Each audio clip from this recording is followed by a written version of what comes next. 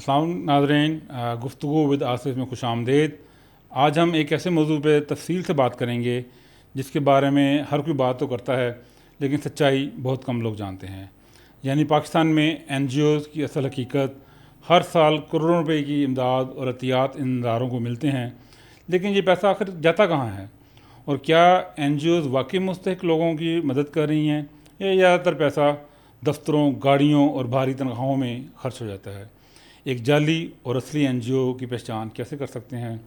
ان تمام باتوں کا سچ جاننے کے لیے آج ہمارے ساتھ موجود ہیں ممتاز حسین صاحب۔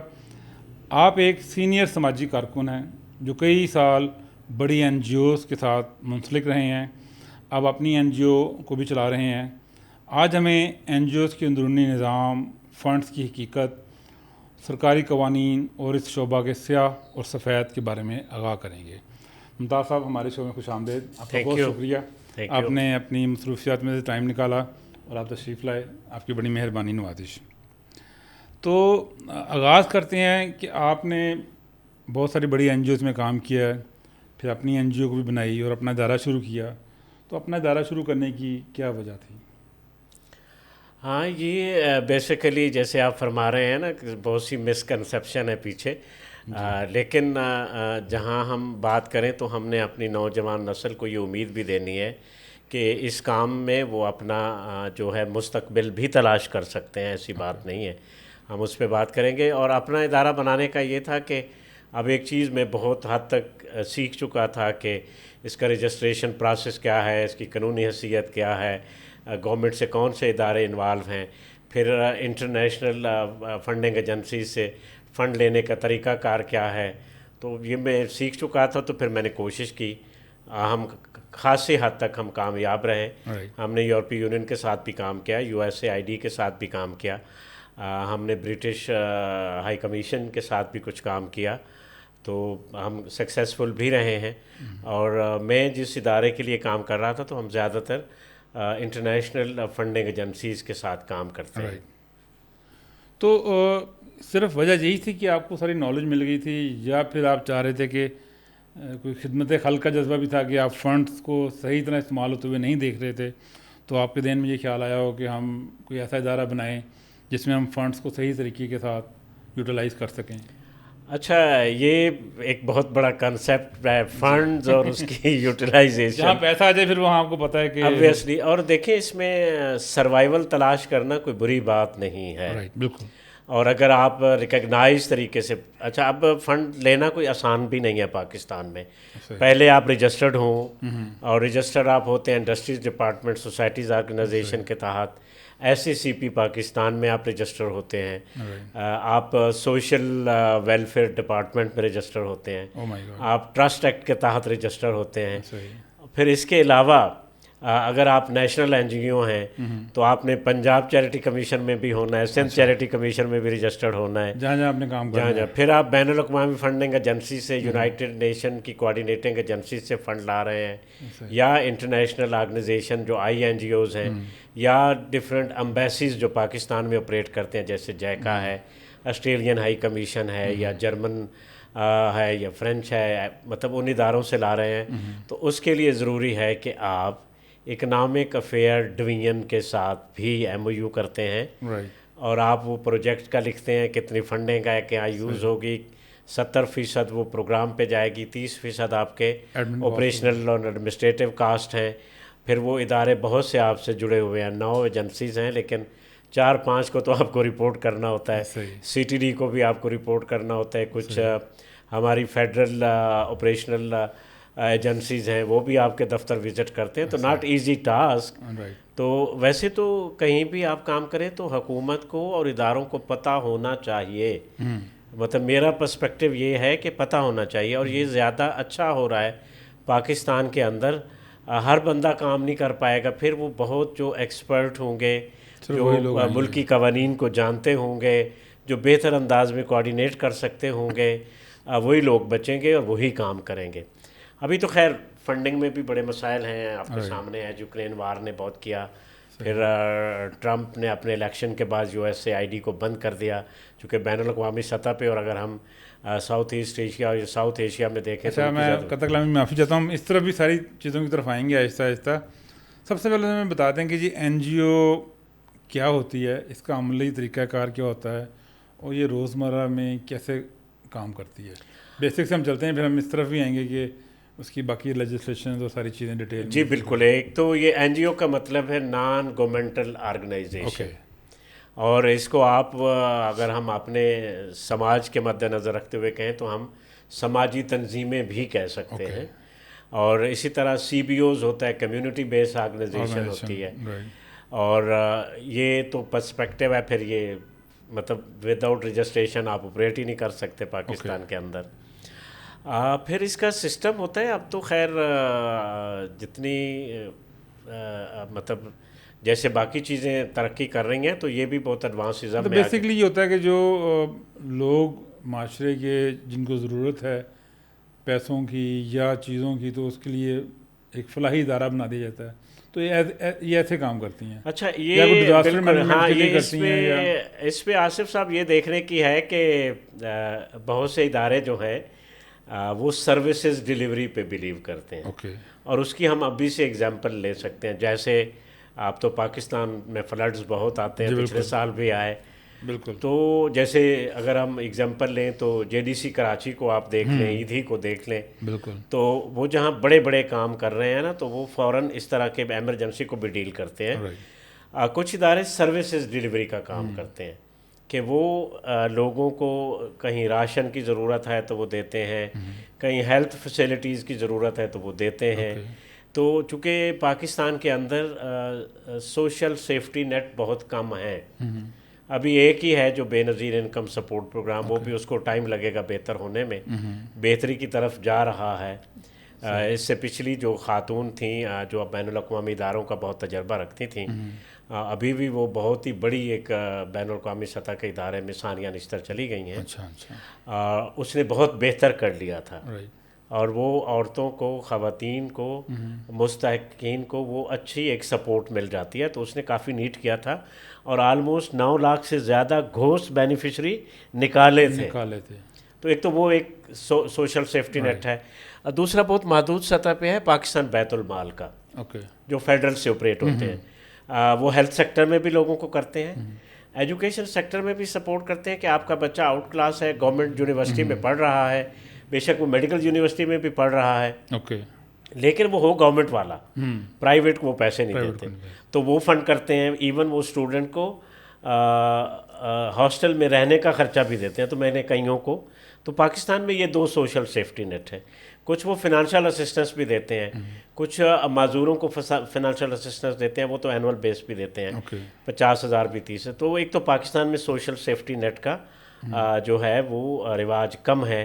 اور یا ہم جیسے تھرڈ ورلڈ ہیں تو ہمارے نیشنل بجٹ کے ایشو ہیں، اور ہم بڑی پاپولیشن ہے، تو ابھی ان چیزوں کی طرف ہم کم آ رہے ہیں. اگر آپ دیکھیں دنیا، باہر کی دنیا میں، تو وہ سوشل سیفٹی نیٹ میں لے لیتے ہیں لوگوں کو.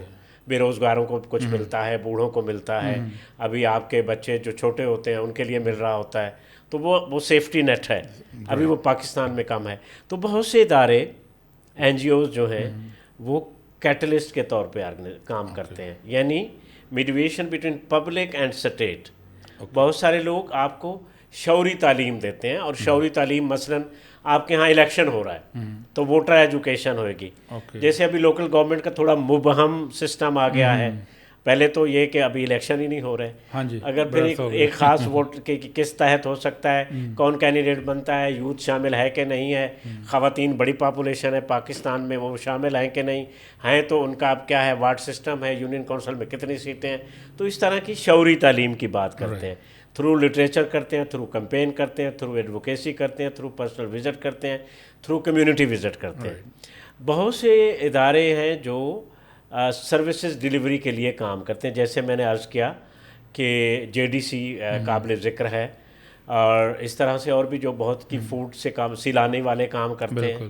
بہت سے ادارے کا، جیسے وہ چھیپا والے کرتے ہیں، ایدھی والے کرتے ہیں. اب ایدھی کو دیکھ لیں کہ جن کی 550 ایمبولینسز ہیں، پھر جن کی ایئر ایمبولینسز بھی ہیں. بالکل یہ دنیا میں سب سے بڑی سب پرائیویٹ سے بڑا ایمبولینسز کا نیٹ ورک ہے. نیٹ ورک ہے.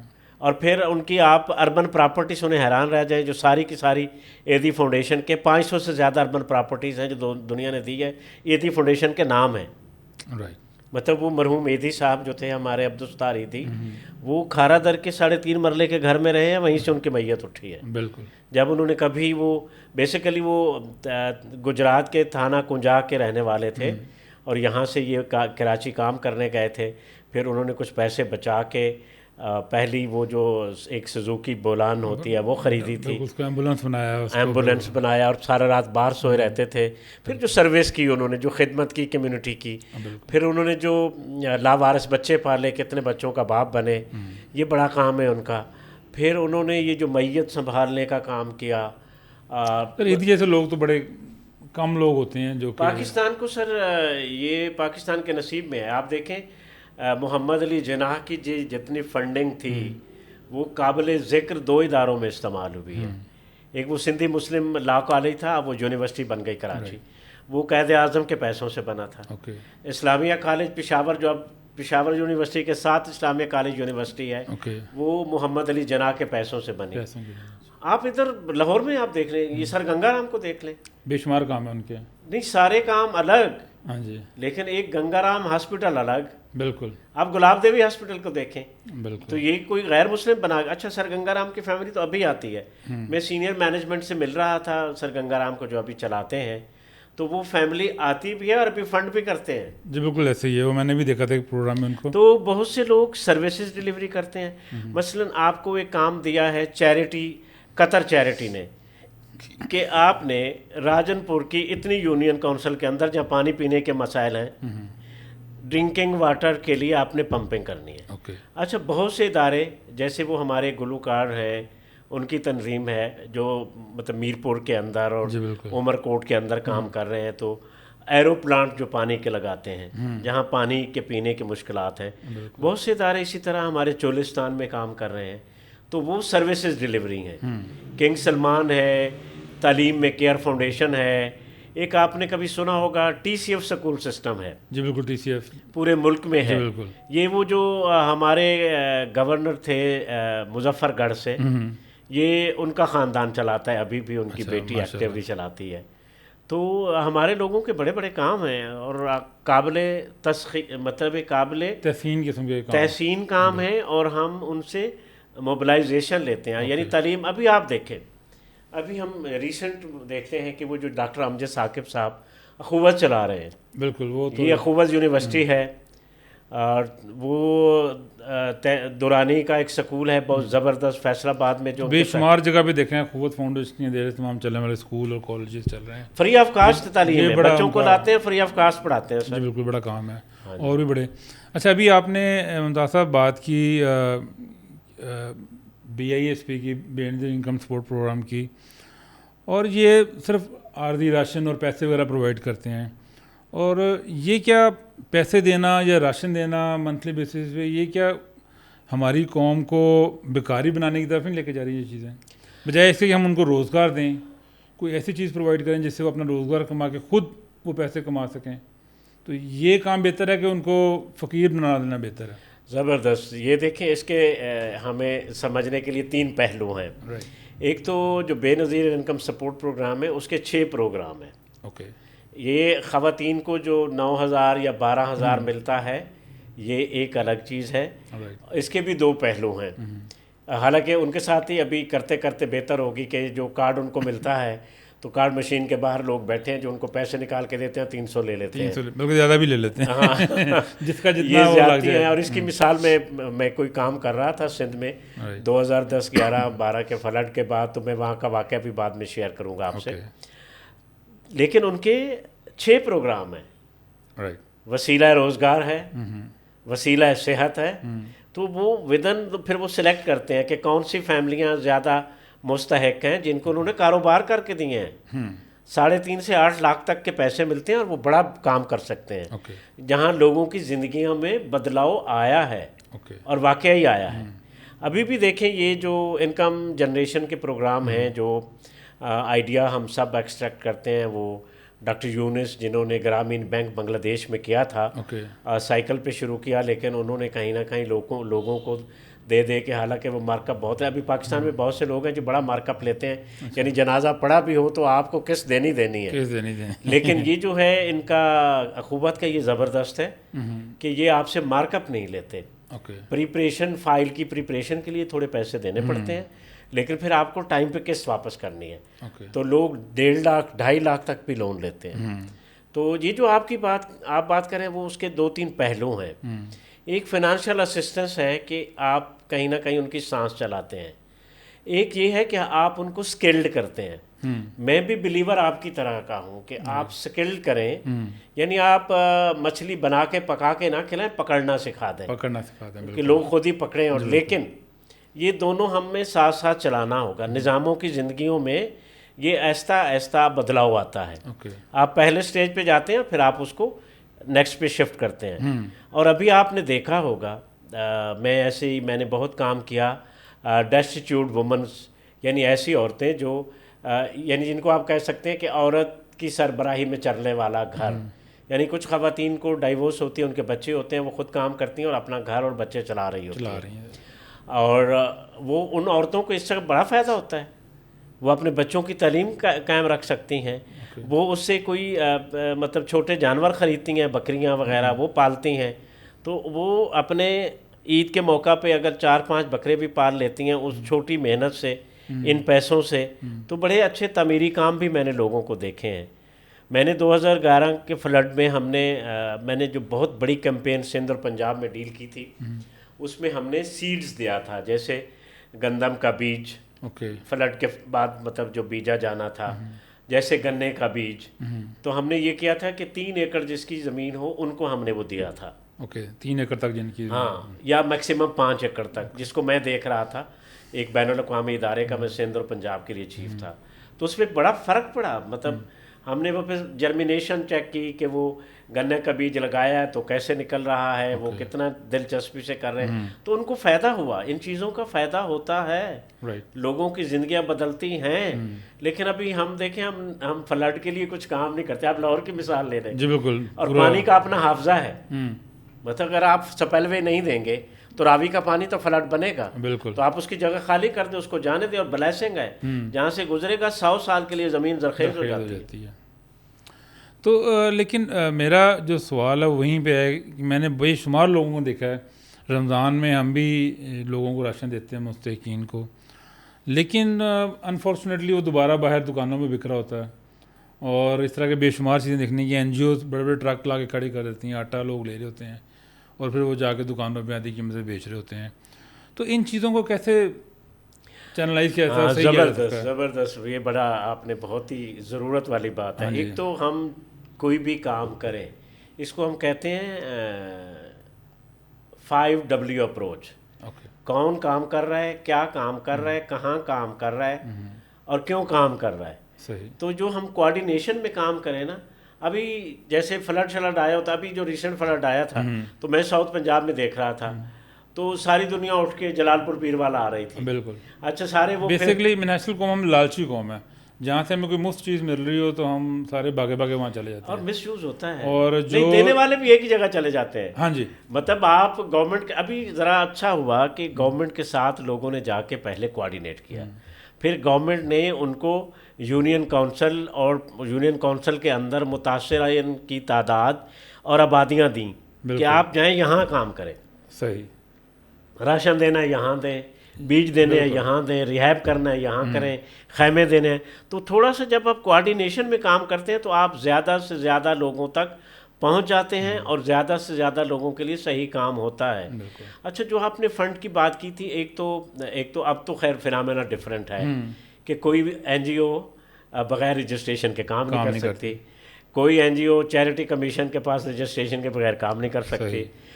कोई फंडिंग एजेंसी उनको पैसे जब देती है तो फंडिंग एजेंसी कहते हैं कि इकनॉमिक अफेयर डिवीजन और चैरिटी कमीशन का सर्टिफिकेट होना लाजमी है, मैंडेटरी है, तभी आप अप्लाई करें, वरना अप्लाई भी ना करें। तो फिर आप कहीं ना कहीं रिस्पॉन्सिबल होते हैं, ऑडिट भी आपका होता है। और आपकी ये बात ज़बरदस्त है, चूँकि अभी जो यूनाइटेड नेशन का भी फिनोमेना है और INGOs का भी और एम्बेसीज की फंडिंग का भी जो भी है, تو اس کا یہ ہے کہ آپ کم از کم 70% ایکچوئل پروگرام کاسٹ پہ خرچ کریں. اوکے. 30% آپ آپریشنز اور وہ ایڈمنسٹریٹو کاسٹ میں لے رکھیں. تو اس کو اگر ہم مانیٹر کیا جائے تو 50% بھی دے دیں تو وہ کافی ریزنیبل ہے. اور وہی جو ہم بات کر رہے ہیں کہ صحیح لوگوں تک پہنچا جائے. یہ نہیں کہ ایک ہی جگہ پہ چلے جائیں اور سب لوگ ایک ہی, جب سب لوگ ایک ہی بندے کو دیں گے وہ 5 ڈفرینٹ آرگنائزیشن کا بینیفیشری ہوگا. تو جیسے آپ فرما رہے ہیں تو 4 والا تو بیچے گا ہی نا, بالکل وہ تو بیچے گا, 5 والا رکھے گا. تو ایسا بھی ہوتا ہے. یہ آپ کی صحیح بات ہے, یہ مس یوز آف ریسورسز ہوتے ہیں. اچھا, میں نے نا یہ بہت دیکھا ہے کہ UN نیشنز ہو گیا یا بہت سارے بڑے بڑے ادارے ہو گئے, NGOز ہو گئی, ان کی بے شمار لگژری گاڑیاں اور یہ وہ بڑے بڑے گھر لے لیتے ہیں کرائے پہ پوش علاقوں میں, اور بڑا ان کا لاکھوں لاکھوں روپے تنخواہیں ہوتی ہیں ان کے آفیسرس کی, ان سارے لوگوں کی. تو یہ کہ مس یوز آف فنڈس نہیں ہے؟ ہاں بالکل. آپ جب ہم باہر سے دیکھیں گے تو ہمیں ایسا ہی لگتا ہے. لیکن یہ جو فنڈز آ رہے ہوتے ہیں یہ کسی بھی پاکستان میں اگر فنڈنگ آ رہی ہے نا کسی بھی شعبے کے لیے, وہ 90% گورنمنٹ آف پاکستان کو جاتی ہے. اوکے. ریسنٹ جو ریمیننگ جو 10% ہیں وہ جاتی ہے سول سوسائٹی آرگنائزیشن. اس میں فیڈرل یونین آرگنائزیشنز ہیں, اس میں لائرز کی ہیں, اس میں ڈاکٹرز کی ہیں, اس میں NGOز ہیں, اس میں رجسٹرڈ CBOز ہیں. اور یہ جو 10% ہے یہ اکانومی بیس کرتی ہے. اگر ہم پاکستان میں دیکھیں ابھی تو سچویشن بدل گئی. اگر میں 2 سال پہلے کی بات کروں, سال پہلے کی بات کروں تو یہ $3 ارب کی اکانومی سرکولیشن ہے. اچھا, یہ جو فنڈنگ ہے اس کو آپ پر مجھے شاید لگتا ہو بات, چونکہ جو لوگ UN کوآرڈینیٹنگ ایجنسیز کو چلاتے ہیں, INGOز کو چلاتے ہیں, تو ان کے لیے مطلب بڑا سٹرانگ بیک گراؤنڈ ہونا ضروری ہے. ان کی تعلیم, پریکٹیکل ایکسپیرینس, اپروچز, ایکسپرٹیز وہ ضروری ہوتی ہے. تو obviously وہ UN کے امبریلا کے تحت جو ان کا سیلری کا طریقہ کار ہے ان کو وہی ملے گی. وہیکل کمفرٹیبل ملیں گے ان کو, نو ڈاؤٹ اٹ. لیکن وہ زیادہ خرچ نہیں ہے, وہ باؤنڈ ہیں کہ اس 30% میں سے کرنا ہے. 30% میں سے کرنا ہے. وہ جتنا بھی ہوگا وہ 30%, باقی 70% انہوں نے کرنا بھی ہے. اب جب آپ اکنامک افیئر میں ہوں گے, جیسے save the children fund suppose economic affair division میں رجسٹرڈ ہے, تو آپ کو رپورٹ دینی ہے. یہ آرگنائزیشن تھی, MOU اس نے کیا government of Pakistan economic affair کے ساتھ. اس نے لکھا کہ یہ فنڈ ہے, یہاں یہ خرچ ہوگی, ہم 6 مہینے بعد یہاں اپنی رپورٹ جمع. ہاں آپ یہ کہہ سکتے ہیں کہ بیچ میں ہو جاتا ہے گڑبڑ تو کافی ہوتی ہے. گڑبڑ ایسے ہوتا ہے کہ مثلا جو آپ نے وہیکل رینٹ پہ لیں, چونکہ اکنامک کا اصول ہے کہ جو پیسے آئے ہیں وہ پریکیورمنٹ بھی کریں گے راشن کی تو آپ کے ملک سے کریں گے, ایگریک انپٹس دیں گے, زرعی آلات تو آپ کے ملک سے دیں گے, فرٹیلائزرز خریدیں گے تو آپ کے ملکی کمپنیوں سے خریدیں گے, پیسٹیسائڈس خریدیں گے تو آپ کے ملکی کمپنیوں سے خریدیں گے, لائف سٹاک میں سپورٹ دینی ہے تو ادھر سے خریدیں گے, ٹیکس بھی پے ہوگا. لیکن وہ لوگ پتہ کیا کرتے ہیں, جب گاڑیاں رینٹ کرتی ہیں تو وہ اپنی کوئی کمپنی بنا لیتے ہیں, اس کے تحت ہی گاڑیاں مہیا کر دیتے ہیں. میری گاڑی ہے, آپ کی گاڑی ہے, تیسرے کی, چوتھے کی ہے. میں کسی کو جانتا ہوں, کسی ادارے میں کام کرتا ہوں, اس نے اپنے بھائی کی گاڑی لی ہوئی ہے رینٹ پہ, مطلب ابھی میں جانتا ہوں, مطلب اس طرح کا BCوں کو جانتا ہوں. تو اس طرح سے آپ کہہ سکتے ہیں مس یوز آف فنڈ ہوتا ہے, ڈیفینیٹلی ہوتا ہے. پھر جب آپ بازار سے بڑے پروڈکٹس اٹھاتے ہیں تو پھر وہ بھی اپنے من پسند پہ جاتے ہیں, اور پھر کمیشن انوالو ہوتا ہے. تو مطلب یہ گریجولی سسٹم جو ہے نا آہستہ آہستہ ٹھیک ہوں گے, لیکن ٹھیک ہوں گے جب پاکستان کے انسٹیٹیوشن کے ساتھ کلوز کوآرڈینیشن ہوگی اور پاکستانی اداروں کو آپ جواب دہ ہوں گے, اور پاکستانی ادارے بھی ان سسٹم کو ایز کریں تاکہ یہ جو بہت بڑی گورنمنٹ تو نہیں کر سکتی نا سب کے کام سے, تو یہ بڑی پاپولیشن کے کام لاس نہ ہوں. میں تھوڑا سا انوالو رہا ہوں پنجاب اسکل ڈیولپمنٹ فاؤنڈیشن میں, PSDF, تو ان کو پوری یہ ڈالی تھی UK کی طرف سے, اور ان کا پلان تھا کہ 10 سال کے 15 سال کا پلان تھا کہ اس میں ہم نے پتہ نہیں کتنے لاکھ نوجوانوں کو ہم نے اسکل ڈیولپمنٹ دینی ہے. ہاں IT اسکل دینی ہے, یہ ریسٹ مختلف تھی, باربر بنانے تھے, IT اسکلس تھیں, فوٹوگرافی تھی, بوٹیک تھی, سلائی کڑھائی تھی, مطلب بے شمار اتنی ٹیکنیکل اسکلس تھیں, تقریباً ساری اس میں شامل تھیں. اور وہ پہلے 5-7 سال میں انہوں نے بڑی بڑی گاڑیاں لیں, بڑے بڑے گھر لیے, ہائرنگ کی, ڈائریکٹر, ڈپٹی مینیجرز اور پھر فیلڈ اسٹاف بھرتی کر لیے. تو 5 سال بعد جب انہوں نے رپورٹ مانگی ان سے تو ان کے کتنے لوگوں کو اپنے اسکل دیا تو ان کے پاس 0 کا نمبر تھا. پھر اگلے 5 سال میں انہوں نے بڑی بھاگ دوڑ کر کے تو وہ बड़ी मुश्किलों से वो कुछ नंबर्स पूरे किए। तो ये तो हमारी गवर्नमेंट का हाल ये है। सही, ये मैं बिल्कुल आपने सही फरमाया है। आपने कहा था गवर्नमेंट को इन्वॉल्व होना चाहिए, तो गवर्नमेंट का तो हाल है। हाँ, लेकिन यहाँ पे हम जो है ना लापरवाही भी करते हैं ना जी। क्योंकि जहाँ से पैसे आए हैं, जिस मुल्क ने दिए हैं, उस मुल्क के लोगों की टैक्स मनी है जी बिल्कुल। और वो मतलब अफोर्डिंग कंट्री है, तो वो हमें इंसानी हमदर्दी की बुनियाद पे पैसे देते हैं कि आपके पास नौजवान नस्ल बड़ी तादाद में है, तो आप उनको स्किल्ड कर लें ताकि वो आसान ज़िंदगियों की तरफ बढ़ें राइट। और वो अपना सर्वाइवल अर्न करें, बिल्कुल। और वो किसी रियासत पे बोझ, खैर हमारी रियासत तो बोझ लेती ये बड़ा अच्छा प्रोजेक्ट था PSTF का, लेकिन इसमें उन्होंने बड़े लोगों को ट्रेनिंग भी दी और बहुत सारे लोग अपने पैरों में भी खड़े हुए। इस तरह के प्रोग्राम उसमें अच्छा होता है क्योंकि एक वो सीड मनी भी देते हैं ना कि आपने 3 महीने जो सिखाया है जी, तो उसका कुछ आपने स्टाइपेंड भी मिलना है उसका आपको, आप इतने पैसे दे दिए नहीं, आप वो तो मिल ही रहा, तो आना जाना फलाना। जी बिल्कुल। जब वो जा रहे हैं तो आपने उनको इतने देने हैं कि आप 5 मशीनें लेके ठक ये काम कर लें, वो मशीन 24-25 हज़ार की है जितने की है, आप अपनी एक बार्बर शॉप बना लें, आप अपना बुटीक बना लें, बिल्कुल। और जिसमें हम बेसिक लिटरेसी न्यूमरेसी भी सिखाते हैं कि आपको हिसाब करना आ जाए, आपको चेक भरना आ जाए, पूरा कोर्स उनका डेवलप हुआ है हर प्रोफेशन के हिसाब से। हाँ जी। तो वो लेकिन वो हम सब देखें, आप अगर वो 100% इम्प्लीमेंट हुए थे जहाँ पे, अनफॉर्चुनेटली फिर उन्होंने अपना वो सारा अभी दूर जाने की बात नहीं है। राइट। हमारे ये साउथ एशिया में श्रीलंका है, इंडिया की मिसालें भी हम दे सकते हैं, लेकिन वहाँ बहुत अभी भी गैप्स हैं। राइट। श्रीलंका में देखें, उन्होंने तालीम के शोबे में इनकलाब बर्पा कर दिया ओके। कि एक रूम से भी लोगों ने अपने बच्चों को पढ़ाया, और आपको पता है कितना है लिटरेसी रेट वहाँ, कितने लोग पढ़ लिख सकते हैं? कितने? 100%। माशाल्लाह। ये श्रीलंका कितना दूर है। हाँ जी। तो ये अपने अंदर की जिम्मेदारी भी होती है। मसलन एक शौक, जैसे आपको शौक है कि आप फोटोग्राफर हैं, तो आप जम के उसके अंदर उतरते हैं और फिर आप वो करते हैं कि वो मैंने प्रेजेंटेबल बनाना है, लोग देखें, दिलचस्पी लें, इंस्पायर हों, अडाप्ट करें, और इस ये शौक़ बढ़े, फ़ोटोग्राफी का आर्ट लोग सीखे, तो आप अपना काम उस तरह से करते हैं। हम सब की ये जिम्मेदारी है, हम जो काम भी कर रहे हों आप जम के करें, और जितना आप जम के करेंगे उतनी उसके अंदर कामयाबी है। और पाकिस्तान में हम बड़ी मिसालें दे सकते हैं। हमारे पास बहुत ऐसे इदारे हैं जो आपको सिखाते हैं कि काम करें तो कहाँ का कहाँ पहुँच जाते हैं। बिल्कुल ऐसे ही है। डॉक्टर अमजद साकिब को देखें, मैं ब्यूरोक्रेट ही था ना सर, मतलब ऐसी चनियोट रहा हुआ है।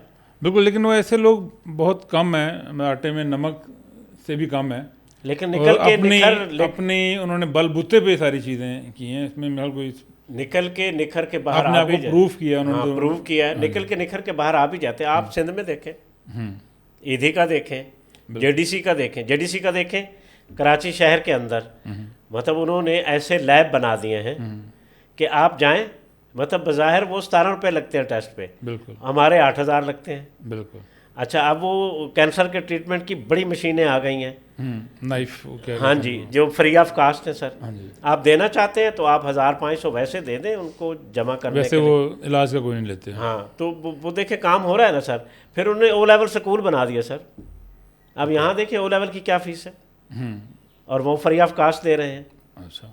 और फिर वो मैयतों के लिए बसें बना दी हैं, मोर्चरी का वो बना दिया है, जो इतने पैसे लोग लेते थे मैयत रखने की। तो लोगों के काम अप्रिशिएबल भी हैं, और हम देखें तो मतलब जिनके पैसे भी इन्वॉल्व हैं। एक्चुअली मैं नेगेटिव इसलिए चल रहा हूँ कि आपको पता है कि मेरी भी एक छोटी सी NGO है।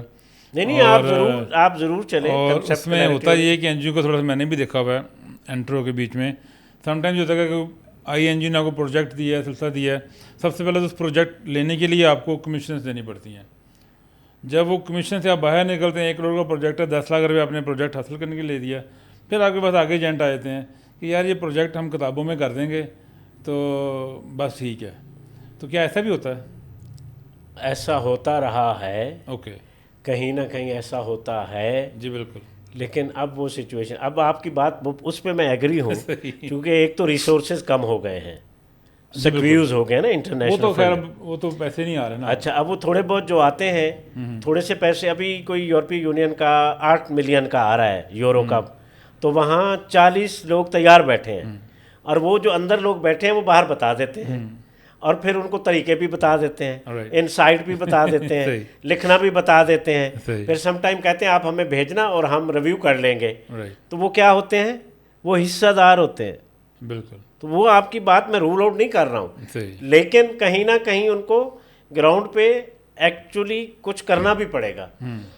چونکہ آپ نے اکنامک افیئر ڈویژن کے تحت, چیریٹی کمیشن کے تحت کہیں نہ کہیں رپورٹ بھی دینی ہے. رپورٹ بھی دینی ہے, آپ نے پورے اپنا آڈٹ ہاں, تو وہ جب تک آپ کا کچھ تو ہوگا نا سر, کچھ نہ کچھ تو کرنا ہی پڑے گا. جی بالکل. مطلب آپ 70% نہ کریں تو 40% تو کرنا ہی پڑے گا آپ کو ہر صورتحال میں. تو اگر وہ ان پیسوں کے آپ 40% بھی لگائیں, چاہے آپ شعوری تعلیم پہ دے رہے ہیں, چاہے ہیلتھ ایڈوکیسی میں دے رہے ہیں, جیسے آپ کے پاس واٹر بارن ڈیزیزز ہیں, ہیپاٹائٹس کی بات ہے, صاف پانی کی کیمپین ہے, تو کیمپین جب آپ کر رہے ہیں, جیسے بڑا ایشو ہے پاکستان میں, اس کو کہیں ہم الگ بھی پورا اس پہ پروگرام کر سکتے ہیں, یہ جو بہبود آبادی ہے. جی بالکل. جو ابھی ہم آرمی کو کہہ رہے ہیں کہ آپ ذرا آ جائیں, اس شعبے میں بھی آپ سنبھالیں کہ پاپولیشن کنٹرول ہو جائے. اب آپ حیران ہو جائیں گے, 8 تحصیلوں میں پروجیکٹ چل رہا تھا, کروڑوں کا ہے بہبود آبادی کے لیے.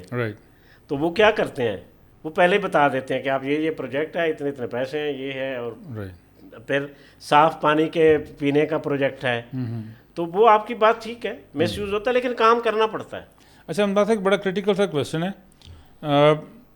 پچھلے دنوں میں ہی دیکھا گیا, پچھلے ادوار میں دیکھا گیا, سالوں میں, کہ جو INGOز ہیں وہ کوئی اسپیشل مقصد لے کے پاکستان میں آتی ہیں. ان کا مقصد ہیلپ سے زیادہ یہاں کی کسی بھی ملک کی, مطلب بہت سارے ملکوں میں وہ کام کر رہے ہیں, تو ان کی وہ جسے کہتے ہیں کہ خفیہ طور پہ چیزوں کو پتہ کرنا. جیسے آپ نے دیکھا کہ اسامہ بن لادن وہ بھی ایک NGO کے تحت منظر عام پہ آیا, اس کا کیا گیا. تو اس لیے لوگ جو انٹیریئر سائڈ میں ہیں, چاہے وہ KP کی ہے, سندھ ہے, پنجاب, وہ پسند نہیں کرتے UNDP اور ان چیزیں. وہ سمجھتے ہیں کہ یہ سپاہی ہیں اور یہ ہمارے ملک میں فساد برپا کرنے کے لیے ہیں. کیا یہ درست ہے؟ ایسا ہوتا رہا ہے پچھلے دنوں ادوار میں. اچھا, یہ دیکھیں, یہ پولیٹیکل سچویشن جب ہوتی ہے, جیسا کہ ایک اور بھی بات ہے, جیسے یہ بل گیٹس فاؤنڈیشن کا پولیو کا چل رہا ہے, تو اس میں یہ عام تو فہم یہی ہے کہ یہ شاید نسل کشی کے لیے استعمال کیا جا رہا ہے اس کو, انجیکشنس کو, تاکہ بچے نہ پیدا ہوں, ان کی جو جینوسائڈ ہو. تو اس کے لیے لوگ پھر وہ پولیو سے گھبراتے ہیں. پچھلے 30 سال سے تو لگ رہے ہیں, تو اب تک تو کچھ نہیں ہوا پاپولیشن. لیکن ابھی بھی مطلب ان سائڈ اگر چلے جائیں تو لوگوں کا یہی ہے کہ یہ نہیں, وہ لوگوں کا غلط فنامنا. آپ دیکھیں, ایک زمانے میں, ابھی نہیں, جب قرآن پاک چھپنے لگا تھا تو کتنی کیمپین چلی تھیں. اگر ہم اسی اپنے ساؤتھ ایشیا میں 6-7 سال نہیں چھپنے دیا انہوں نے قرآن کو کہ جی وہ ناقص سیاہی ہے, تو وہ تو ابھی دیکھ رہے ہیں کیا ہے, ابھی کتنی کیمپین چلی کہ آپ TV یوز نہیں کریں گے, آپ فلانا نہیں کریں گے. تو یہ غلط بات ہے.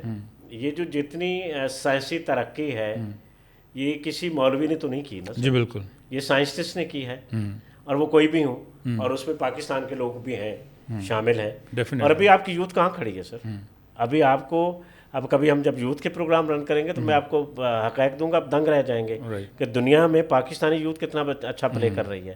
تو یہ آپ کی بات ٹھیک ہے. کبھی یہ مقصد بھی ہوتے ہیں کہ آپ اس طریقے سے آتے ہیں, آپ یہ ان کا خیال غلط ہے کہ لوگوں کا آپ ڈیٹا لیتے ہیں. تو آپ مجھے یہ بتائیں, ہمارا جو نادرا ہے, ہمارا ڈیٹا کہاں پڑا ہے؟ کینیڈا میں پڑا ہے. ان کو آلریڈی سارا کچھ ہے ابھی تو. اچھا, ایک سسٹم ہے جس کی ابھی بہت افادیت ہو رہی ہے, سیٹلائٹ سسٹم. جی بالکل. یہ ایران جو ہے, امریکہ اور اسرائیل کو جو ناخن چنے چبا دیے ہیں, اس نے کیسے چبا رہا ہے؟ اس کو ایگزیکٹ پتہ ہے کہ کون سی بلڈنگ میں فوجی بیٹھے ہیں. جی بالکل. یہ سیٹلائٹ سسٹم. تو آپ مجھے یہ بتائیں, جیسے امریکہ کو سیٹلائٹ سسٹم کے تحت یہ پتہ ہے کہ پاکستان میں کتنے کچے گھر ہیں, کتنے پکے ہیں, کتنے کھالے ہیں, کتنا ایگریکلچر ہے, کتنا کسان ہے, کتنی عورتیں ہیں, کتنے بچے ہیں, تو ان کو یہ پتہ لگانا مشکل ہے کوئی. یہ بھی کہیں نہ کہیں یہ مقصد بھی ہوتا ہے. پہلے تھا, اب نہیں رہا. تبھی فنڈنگ بھی کم ہوگی میرے خیال میں. فنڈنگ تو بالکل سکویز ہو گئی, اس کی ریزن اور ہے. ہاں, اس کی ریزن میں بھی یہی ریزن بھی ہو سکتی ہے. مانو دیں گے ان کا سیٹلائٹ اتنا اسٹرانگ ہو گیا, ان کو ضرورت نہیں رہی یہاں پہ. ہاں, کڈ بھی. لیکن یہ وقت کے ساتھ ساتھ آپ جیسے ترقی کر رہے ہیں, تو یہ آپ کی بات ایک سطح کے اوپر ٹھیک ہے. اچھا, وہ کوئی کسی کو ہماری انفارمیشن اس طرح لینے کی شاید ضرورت نہ ہو. ہمیں ریسٹرکٹ کرنا چاہیے. جیسے مطلب ہمارے اب ہم کام کرتے ہیں تو اداروں کے ساتھ مل کے کرتے ہیں, تو ان کو پتہ ہوتا ہے. یعنی آپ نیولی مرجنگ ڈسٹرکٹس میں لوگ کام کر رہے تھے تو وہ ایجنسیز کے ساتھ مل کے کرتے ہیں, تو ان کو پتہ ہوتا ہے کیا موو کرنا ہے, کہاں جانا ہے, کون بندہ ہے وہ جو جس بندے کو مل رہے ہیں وہ کتنا کریڈیبل ہے. تو ایسی سچویشن کہیں ہوگی ریئر, لیکن مطلب عرف عام میں نہیں ہے, ایٹ لارج بھی نہیں ہے. مسکنسیپشنز ہیں یہ, ہاں مسکنسیپشن پھیلائی جاتی ہیں. ابھی یہی دیکھیں یہ جو پولیو کے انجیکشن ہے, اس پہ جس پہ ہم بات کر رہے ہیں تو پوری دنیا میں لگ رہے ہیں 50 سال سے پاپولیشن رکی ہے یا 8.25 ارب کراس کر گئی ہے. صحیح. کہاں بڑھی ہے سب سے زیادہ؟ جی مطلب ساؤتھ ایشیا میں ہے. ساؤتھ ایشیا میں بالکل. اور ساؤتھ ایسٹ ایشیا میں ہے. انڈونیشیا میں کتنے کہاں, وہ تو ہم سے زیادہ ایڈوانس مسلمان ہیں. صحیح. تو وہاں بھی بڑھ رہی ہے پاپولیشن. اچھا امداد صاحب, ہمارے کہا جاتا ہے کہ جو پاکستانی ہیں, جو مسلمان قوم ہیں, ان میں چیریٹی کا عنصر بہت زیادہ پایا جاتا ہے. جب بھی کوئی مشکل حالات آتے ہیں تو یہ لوگ بڑے آگے بڑھ چڑھ کے فنڈنگ کرتے ہیں اور پیسے دیتے ہیں. لیکن پچھلے دنوں میں دیکھا گیا ہے کہ بہت ساری ریسٹرکشنز لگی ہیں گورنمنٹ کی طرف سے NGOs کے اوپر جو فلاحی کام کر رہے تھے. ان کے قوانین بڑے سخت ہو گئے ہیں. کیا اس سے بھی لوگ ڈسہارٹ ہوتے ہیں کہ وہ فنڈنگ کریں یا پیسے لیں اور فلاحی کام کریں؟ I really want to appreciate کہ ہم بطور پاکستانی دنیا میں یہ جو خدمت خلق ہے, جی بالکل, جو ایک دوسرے کی خدمت ہے, ایمرجنسیز میں, سائیکلونز میں اور طرح کی تباہی جب آتی ہے تو پاکستانی بہت عظیم لوگ ہیں جو ایک دوسرے کی مدد کرتے ہیں. اور ابھی بھی اگر لوگ ایک دوسرے کو سپورٹ نہ کر رہے ہوں تو حکومت کے بس میں نہیں ہے کچھ بھی. جی بالکل. ابھی حکومت جو بھی کام کرتی ہے تو وہ انجمن تاجران کو بلاتے ہیں, اگر کسی ایریا میں فلڈ آیا ہے کہ آپ اتنے کیمپ لگا دیں, اتنوں کو کھانا بہم پہنچا دیں, ہمارے لوگ ہی دے رہے ہوتے ہیں. اور اگر ہم ایز این ایوریج دیں تو ایک ریسرچ ہوئی تھی پاکستان کے اندر ہر بندہ روزانہ کی بنیاد پہ اللہ کے نام پہ انسانیت کی خدمت اور بہتری کے لیے 65 روپے دیتا ہے. تو آپ دیکھیں کہاں بات پہنچتی ہے. تو قانون ضرور ہے جیسے یہ کھلے اکٹھے کرنے, چونکہ ہم پھر وہ سیف چیریٹی اس کو کہتے ہیں کہ کوئی ایسی تنظیم آپ سے نہ لے جائے جو دہشت گردی میں انوالو ہو. تو یہ کنٹرولڈ ہے, یہ کوئی اتنا وہ نہیں ہے غلط. ہم سمجھ جائیں, سیکھ جائیں تو ہم انہی کو دیں جو سیف چیریٹی جہاں ہو, جہاں آپ کا دیا ہوا ایک پینی بھی کارآمد ہو. پاکستان میں تو بہت عظیم لوگ ہیں سر. آپ کے جو یہ خدمت کا مرحلہ ہے اور پھر یہ جو ہمارا سر زکوٰۃ کا سسٹم ہے, یہ بھی کمال ہے. اچھا. بے شک ہم ایکسٹینڈنگ فیملیز کو دیں, بہت سارے لوگ تو اپنے جاننے والوں کو دیتے ہیں نا, مستحقین کو, تو وہ صحیح لوگوں کو پہنچ جاتی ہے. اور مس یوز وہیں ہوتی ہے آپ جو مینلی یہ دیکھتے ہیں کہ لوگ جیب میں نہ ڈال لیں یا کوئی دہشت گرد تنظیم میں نہ لے جائیں. ٹھیک ہوگا. جو انٹرنیشنلی بین ہو. اچھا امتیاز صاحب, کسی بھی ملک میں جو نوجوان طبقہ ہے وہ بہت بڑا وائٹل رول پلے کرتا ہے. تو عام طور پہ دیکھا ہے کہ ہمارے نوجوان جو ہیں وہ اتنے فلاحی کاموں میں آج کل اتنے موبلائز نہیں ہیں. تو ان کو موبلائز کرنے کے لیے کیا اقدامات ہونے چاہیے اور کیا اقدامات کرنے چاہیے ایز اے پرسنل لیول اور ایز اے گورنمنٹ لیول؟ دیکھیں, ایک تو ہم لکیسٹ ہیں کہ پاکستان کی 64 پاپولیشن جو ہے اس وقت وہ نوجوان نسل کے اوپر مشتمل ہے. اور نوجوان, آج کا نوجوان اور پہلے والے نوجوان میں بہت فرق ہے. اب تو نوجوان ڈیجیٹلائز زمانے میں ہیں. صحیح. مطلب نوجوان نسل پوری دنیا میں پاکستان کا بہترین فیس بتا سکتے ہیں. کیسے؟ ان کے ہاتھ میں بڑے کیمراز ہیں, جہاں کھڑے ہوں کہ آپ کتنے اچھے مہمان نواز ہیں, ہماری کتنی رچ کلچرز ہیں بطور پاکستان, ہم کتنی بہترین روایات کے امین ہیں. تو نوجوان نسل تو زیادہ اویئر ہے, اس کو چینلائز کرنا ہے, اس کو مواقع دینے ہیں, اس کو چینلائز کرنا ہے. اور ان کی انرجیز, ابھی یہ دیکھیں ایک ٹرینڈ ہے, یہ جو مطلب گلوبلائز ہوا ہے معاملہ کہ ہمارے نوجوان برطانیہ میں, امریکہ میں, کینیڈا میں, ریسٹ آف دا یورپ میں راتوں کو ڈفرینٹ کام کرتے ہیں اور اپنا سروائیول کما رہے ہیں. تو اس کو ہم چینلائز کریں, ایز کریں, ہم نوجوان نسل کو سیکیور کریں, اسکیمر نہ بنے وہ ایکچولی ٹیکنالوجی اورینٹیڈ جو ہے وہ کام کریں. اور آئی ٹی جو آئی ٹی اورینٹیڈ وہ کام کر رہے ہیں. اب کسی بندے کو ویب سائٹ ڈیزائن کروانی ہے یا بزنس ڈیولپمنٹ کرنی ہے تو وہ کینیڈا سے کرے گا تو مہنگی پڑے گی, امریکہ سے کرے گا تو مہنگا پڑے گا, اور وہ اگر ہمارے ملک سے کرے گا تو ہماری نوجوان نسل جلدی کر دے گی. ان کا کام وہ $400 میں کر دیں گے, $500 میں کر دیں گے, $300 میں کر دیں گے, جو وہاں ان کو $2500 دینا پڑے گا. تو اس چیز کو ہم چینلائز کریں, مین سٹریم کریں. ریاست جو ہے بچوں کو موقع دے, کیونکہ اب ٹرینڈ یہی ہے, اب گلوب کے فاصلے سمٹ رہے ہیں اور ٹیکنالوجی کے ذریعے آپ لنک میں ہیں. تو ہم اپنی نوجوان نسل کو زیادہ سے زیادہ فائدہ دیں. لیجسلیشن ہو, ان کی آگاہی ہو بچوں کو, سائبر کرائم سے ہم بچائیں, ہم ان کو اسکیم سے بچائیں, ہم ان کو ہیکر نہ بنائیں کہ کوئی ہیکنگ منی آ رہی ہے تو وہ اس کو ویلکم کریں, وہ نہ ہو.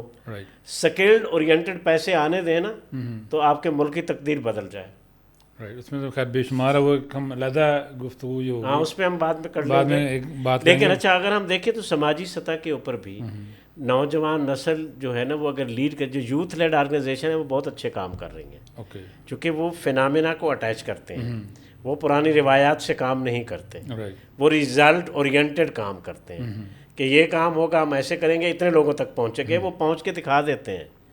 وہ ٹیسٹیمونیل تیار کرتے ہیں, وہ آڈیوز ویڈیوز, موسٹلی ویڈیوز کا فینامینا تو ٹھک کر کے بناتے ہیں اور وہ سوشل میڈیا کا بہترین استعمال کرتے ہیں. تو نوجوان نسل بھی اپنا فیوچر وہاں دیکھ رہے ہیں. یہ الگ بات ہے کہ ابھی ریسیشن ہے لیکن ہمیشہ نہیں چلے گا. انشاءاللہ جنگیں ختم ہوں گی اور دنیا کے پاس پیسے ہوں گے ٹو انویسٹ اپان. ناظرین میں بتاتا چلوں کہ ممتاز صاحب صرف این جی او رن نہیں کر رہے, اور ان کا صرف سوشل سیکٹر کا تعلق نہیں ہے, یہ ایک بڑی ادبی شخصیت بھی ہیں اور ملکی اور غیر ملکی جو معاملات ہیں ان پہ ان کی بڑی گہری نظر ہے.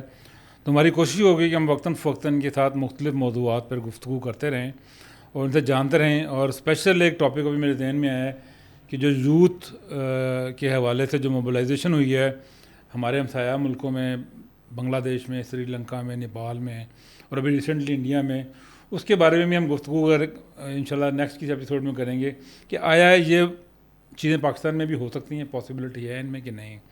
تو اس کے لیے ہم گفتگو کریں گے, آپ کو مزید ہم ٹائم لیں گے. تو ہمیں یہ این جی او کے حوالے سے بتائیں کہ جو نوجوان لوگ سوشل ورک کرنا چاہتے ہیں اور اس کو وہ لیگلائز بھی کرنا چاہتے ہیں اور اپنی کوئی این جی او بنانا چاہتے ہیں, اور وہ ان کو کن باتوں کا خیال رکھنا چاہیے. اور ایک عام آدمی کے لیے یہ ہے کہ اگر کوئی زکوٰۃ صدقہ دینا چاہتا ہے تو وہ بھی دیتے ہوئے کس آرگنائزیشن کو دے اور کس. اچھا, ایک تو وہ ضرور کام کریں. میں ابھی بہترین ایک مثال ہے, ابھی میں وہ بھی آپ سے بعد میں شیئر کرتا ہوں. لیکن پہلی چیز ہے کہ پاکستان میں کہاں کہاں جو رجسٹر ہوتے ہیں یہ ان کو پتہ ہو. اور ایک لا آف دا لینڈ کا جو ہے نا احترام بہت ضروری ہے.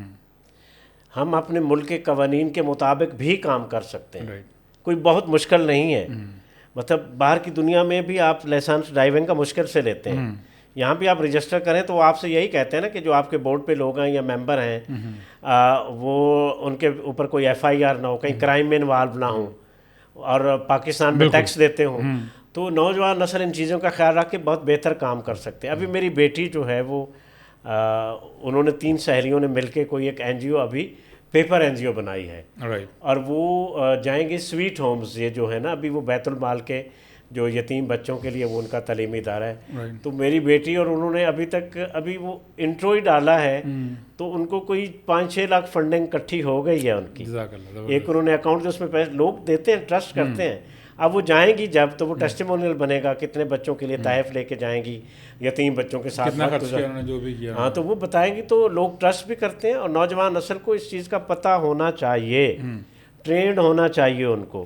اچھا, ہمیں نوجوانوں کے لیے جو کہ این جی او بنانا چاہتے ہیں, ہمیں اسٹیپ بائی اسٹیپ بنا دیں کہ کون کون سی ان کو رجسٹریشن کی ضرورت پڑتی ہے اور کون کون سے محکمے انوالو ہوتے ہیں اس میں.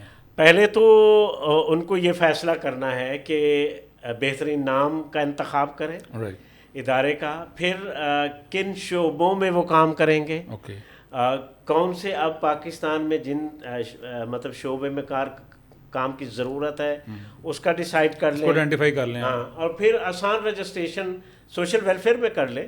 اوکے سوسائٹیز ایکٹ میں کر لیں, ٹرسٹ میں کر لیں, اوکے SCCP میں کر لیں. یہ تو نوجوانوں کو اس SCCP میں آسان پہلا ہے. اسٹیپ یہ ہے. ہاں پہلا اسٹیپ یہ ہے. اس کے بعد پھر اور بھی رجسٹریشن ہیں, جیسے آپ نے بتایا کہ چیریٹی کمیشن سے ہے. ہاں یہ پہلے ہو جائیں گے تو پھر چیریٹی کمیشن اس سے اگلا مرحلہ ہے.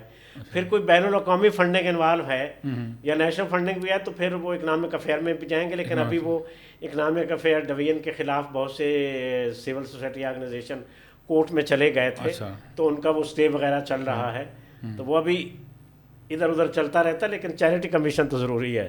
وہ ضروری, یہ دو چیزیں یعنی کہ ضروری ہیں. ضروری یا وہ اس کو اپنا SCCP سے رجسٹر کروائیں یا SCCP مطلب کمپیئر ٹو ادر زیادہ آسان ہے. ایک وہاں تو 3 لوگ چاہیے. اوکے اچھا پھر یہ کہ وہ آپ ماہر ہیں تو آپ گھر بیٹھے اپنے IT یوز کرتے ہوئے آپ کر سکتے ہیں. رائٹ, تو وہ کر بھی لیتے ہیں.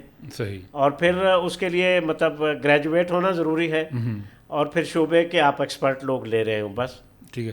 اور دوسرا اینڈ میں پوچھ رہا تھا کہ اگر آپ نے فنڈنگ کسی کو دینی ہے تو آپ نے کیا چیزیں مد نظر رکھنی ہے آرگنائزیشن کے بارے میں؟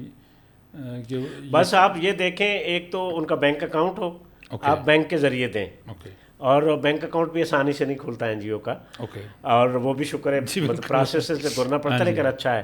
پھر یہ کہ ان کے کلیئر آبجیکٹیو دیکھیں, پھر ان کی کوئی پبلک اپیئرنس دیکھیں, کس موقع پہ انہوں نے لوگوں کے لیے کام کیا تھا, کہاں انہوں نے یعنی پیس پروموشن میں محرم اور سفر اور ربیع الاول اور ایسٹر اور جو بھی ہمارے مذہبی روایات کے دن ہیں, انہوں نے کس طرح کے کام کیا, کمیونٹی کو کہاں سروس دی, کتنے انہوں نے میڈیکل کیمپ کیے, ہیلتھ کے شعبے میں اگر ہیں تو کہاں انہوں نے دوائیاں دی, کس قسم کے ڈاکٹر گئے, کہاں انہوں نے فری ٹیسٹ. تو آپ ان کی اپیئرنس دیکھتے ہیں, تو پھر آپ ضرور دیں. میرا نہیں خیال کہ سب لوگ مس یوز کرتے ہیں. نوجوان کو زیادہ شوق ہوتا ہے کہ آگے پہنچے اور ڈلیور کرے, چونکہ اس کا بہت بڑا فیوچر پڑا ہوتا ہے. بالکل صحیح.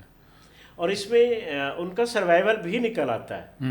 جب ہم بات کر رہے ہیں نا 30 اور 70% کی, 30% کو آئے تو وہ 30% ان کے لیے لیگل ہے, وہ رکھیں, اور باقی 70% لوگوں کے دیں جا کے. اگر سروسز ڈیلیوری میں ہیں تو لے کے جائیں. بالکل. ممتاز صاحب آپ کا بہت بہت شکریہ, آپ نے قیمتی وقت نکالا ہمارے لیے, اتنی اہم باتیں ہمارے ساتھ شیئر کیں. ناظرین, آج کی اس گفتگو میں یہ بات بالکل صاف ہے کہ سوشل ورک ایک بہت بڑی ذمہ داری ہے. اگر ہم کسی کی مدد کرنا چاہتے ہیں یا اپنا صدقہ زکوٰۃ دینا چاہتے ہیں تو یہ ہماری ذمہ داری بنتی ہے کہ ہم سب سے پہلے تحقیق کریں. اندھا دھند فنڈ دیکھنے سے پہلے یہ دیکھیں کہ ہمارا جو فنڈ ہے جس آرگنائزیشن میں جا رہا ہے آیا کہ وہ حقیقی بھی ہے یا نہیں, اور وہ کسی کی زندگی بدلنے کا ذریعہ بنتی ہے کہ نہیں بنتی. یقیناً آپ کو ہماری یہ ایپیسوڈ پسند آئی ہوگی. اگر آپ کا کوئی سوال ہے یا اس موضوع کے متعلق آپ اپنی رائے دینا چاہتے ہیں تو اپنے کمنٹس میں ہمیں ضرور بتائیں, اور چینل کو سبسکرائب کرنا مت بھولیں, اور بیل آئیکن دبائیں, اور اپنے دوست احباب اور رشتہ داروں کے ساتھ اس کو شیئر کریں. نیکسٹ ایپیسوڈ میں ہم کسی نئی شخصیت کے ساتھ حاضر ہوں گے. جب تک کے لیے اپنے میزبان آصف افغان کو اجازت دیجیے, اور ایک بار پھر ممتاز صاحب آپ کا بہت شکریہ. ویلکم, زبردست.